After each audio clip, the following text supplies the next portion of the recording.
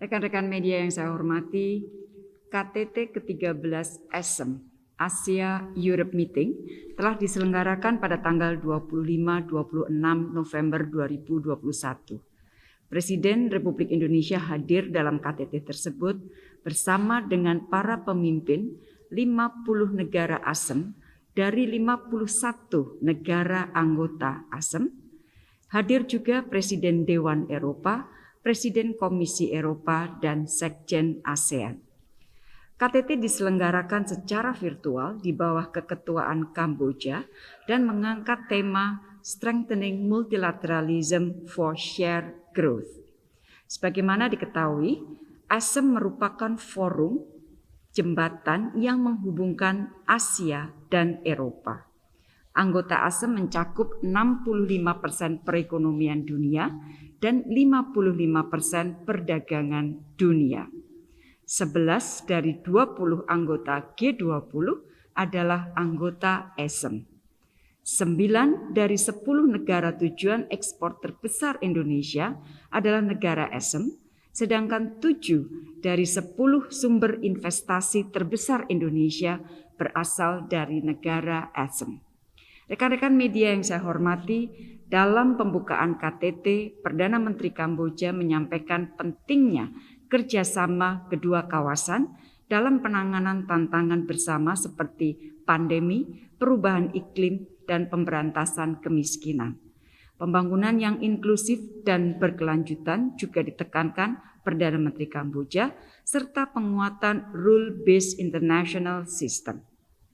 Hari ini, Presiden Republik Indonesia berbicara dalam 2 sesi, yaitu sesi pleno mengenai pemulihan dari pandemi serta dampak sosial ekonominya, serta sesi retreat yang membahas mengenai isu kawasan dan dunia. Di sesi pleno, Bapak Presiden antara lain menyampaikan masih lebarnya kesenjangan vaksinasi antara negara. 64,99% populasi negara kaya telah menerima 1 dosis vaksin, sedangkan negara miskin baru 6,48%. Dalam keadaan seperti ini diperkirakan hampir 80 negara tidak akan dapat mencapai target vaksinasi 40% populasinya di akhir tahun 2021. Presiden menegaskan pentingnya memastikan semua negara dapat mencapai target vaksinasi yang dicanangkan oleh WHO. Hal ini dapat dilakukan antara lain dengan realisasi komitmen dose sharing segera, peningkatan produksi vaksin global, dan penguatan kapasitas penyerapan negara penerima vaksin. Untuk jangka panjang, Bapak Presiden mengajak mitra ASEM untuk memperkuat tata kelola dan arsitektur kesehatan global, termasuk melalui traktat pandemi dan mekanisme baru pembiayaan kesehatan bagi negara berkembang. Isu penguatan arsitektur kesehatan global ini juga akan menjadi agenda utama presidensi Indonesia di G20 pada tahun 2022. Bapak Presiden menyampaikan juga hal tersebut. Dan terakhir, beliau juga menyampaikan 2 area kerjasama yang perlu ditingkatkan oleh negara-negara ASEM, yaitu transisi menuju energi baru terbarukan, termasuk melalui investasi dan alih teknologi, serta transisi digital yang inklusif. Rekan-rekan media yang saya hormati, pada sesi retreat yang membahas isu kawasan dan dunia, Presiden Republik Indonesia menyampaikan mengenai perkembangan isu Afghanistan. Beberapa hal yang disampaikan Bapak Presiden mengenai isu Afghanistan antara lain mendorong mitra ASEM untuk memberikan bantuan kemanusiaan kepada rakyat Afghanistan. Indonesia sendiri juga berkomitmen untuk memberikan bantuan kemanusiaan termasuk peningkatan kapasitas di Afghanistan. 2 isu utama yang menjadi perhatian Indonesia untuk isu Afghanistan. Pertama adalah isu pemberdayaan perempuan. Presiden menyampaikan bahwa Indonesia ingin berkontribusi agar janji Taliban mengenai penghormatan hak-hak perempuan dapat dipenuhi.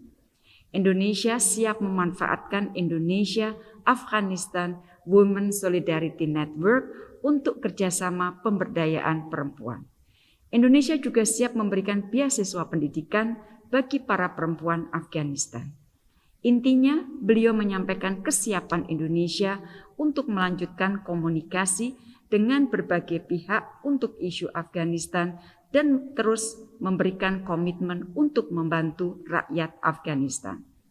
Kemudian kedua, Presiden juga menyampaikan pentingnya kerjasama antara ulama. Ulama memiliki peran dan kedudukan penting di masyarakat. Pada tahun 2018, Indonesia menjadi tuan rumah pertemuan Trilateral Ulamas Meeting antara ulama-ulama Afghanistan, Pakistan, Indonesia yang pada saat itu ditujukan untuk mendukung proses perdamaian. Indonesia siap memfasilitasi dialog antara ulama termasuk ulama Afghanistan. Rekan-rekan media yang saya hormati, beberapa hal yang disorot oleh pemimpin ASEM lainnya dalam 2 hari KTT antara lain mengenai pentingnya multilateralisme dalam menyelesaikan masalah global, kerjasama pembangunan internasional untuk mencapai target SDGs dan bangkit lebih baik dari pandemi, serta penguatan sistem kesehatan global, serta untuk mengantisipasi potensi pandemi berikutnya. KTT ASEM ini menghasilkan 3 outcome documents. Yang pertama adalah chair statement yang memuat komitmen penguatan kerjasama ASEM antara lain pencapaian SDGs, pemberdayaan perempuan, konektivitas dan ekonomi digital.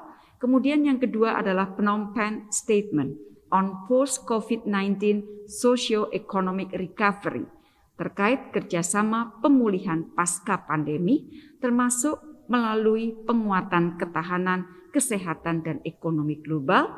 Dan dokumen terakhir yang dihasilkan adalah The Way Forward on ASEM Connectivity yang membahas aturan teknis penguatan konektivitas ASEM. Demikian yang dapat saya sampaikan, teman-teman. Terima kasih.